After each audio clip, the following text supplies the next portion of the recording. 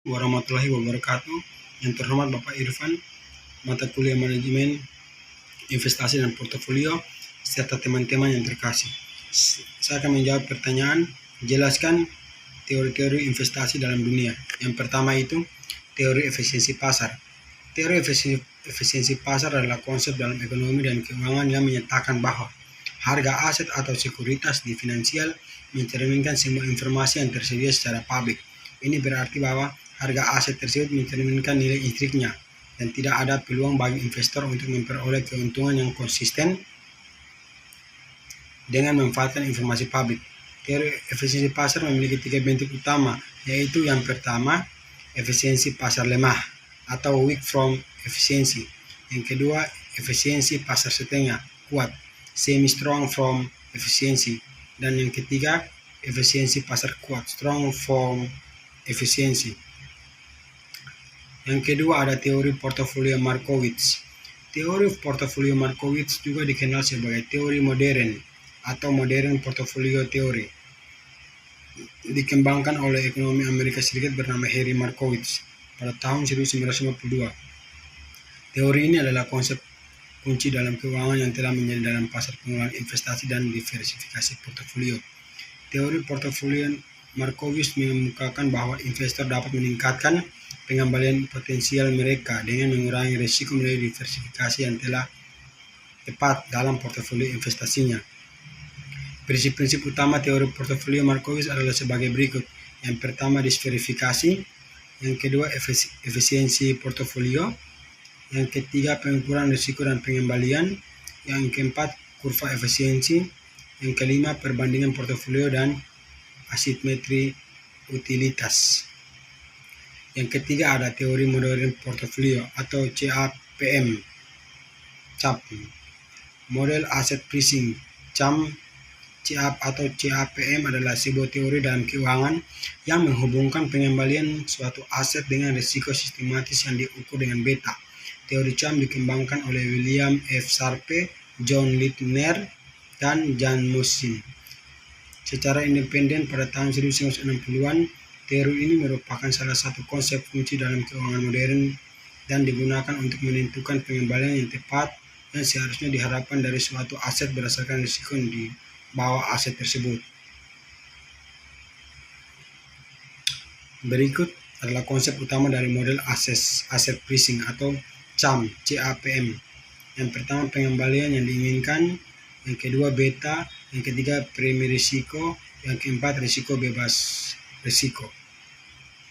Teori yang keempat ada teori arbitrase pricing APT. Teori arbitrase pricing atau APT adalah salah satu teori yang digunakan dalam keuangan untuk menjelaskan penentuan harga aset keuangan dan portofolio berdasarkan faktor-faktor risiko yang mempengaruhinya. Teori APT dikembangkan oleh ekonomi Amerika Serikat bernama Stephen Ross pada tahun 1976. APT mengusulkan bahwa pengembalian aset dapat dijelaskan oleh beberapa faktor risiko yang berbeda daripada hanya satu faktor risiko seperti dalam model asset pricing atau CAPM. Berikut adalah konsep utama dari teori arbitrase pricing itu. Yang pertama, faktor risiko. Yang kedua, harga yang adil. Yang ketiga, portofolio arbitrase. Yang keempat, harga asosiasi dengan faktor risiko. Yang kelima, arbitrase. Teori yang kelima itu ada teori behavioral finansi. Teori behavioral finansi adalah bidang dalam ekonomi dan keuangan yang mempelajari cara perilaku manusia, emosi, psikologi, dan bias kognitif mempengaruhi pengembalian keputusan keuangan.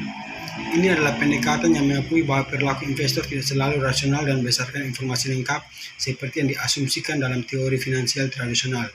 Sebaliknya, teori ini menyoroti cara pikiran manusia mempengaruhi proses pengembalian keputusan di pasar finansial.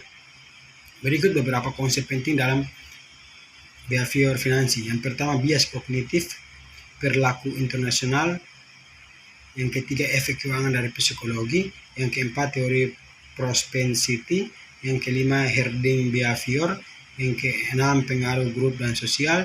Yang ketujuh, kelemahan pasar. Yang keenam itu ada teori nilai investasi. Teori nilai investasi adalah pendekatan dalam analisis investasi yang berfokus pada penentuan nilai intrinsi suatu aset atau investasi. Teori ini menekankan pentingnya menilai aset berdasarkan karakteristik dan faktor-faktor yang mendasarinya.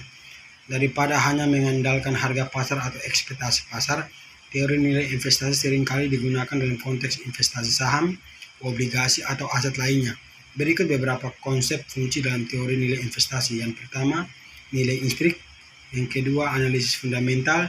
Yang ketiga, investasi jangka panjang. Yang keempat, margin of safety. Yang kelima, analisis kualitatif dan kuantitatif. Yang ketujuh, ada teori dividen dan teori keagenan. Terdapat dua teori penting dalam konteks dividen dan kebijakan dividen dalam keuangan korporasi, yaitu teori dividen dan teori keagenan. Berikut menjelaskan singkat tentang keduanya. Teori dividen residual dividen teori. Teori ini mengusulkan bahwa dividen harus dibayar hanya setelah semua proyek investasi yang menguntungkan telah dibiayai.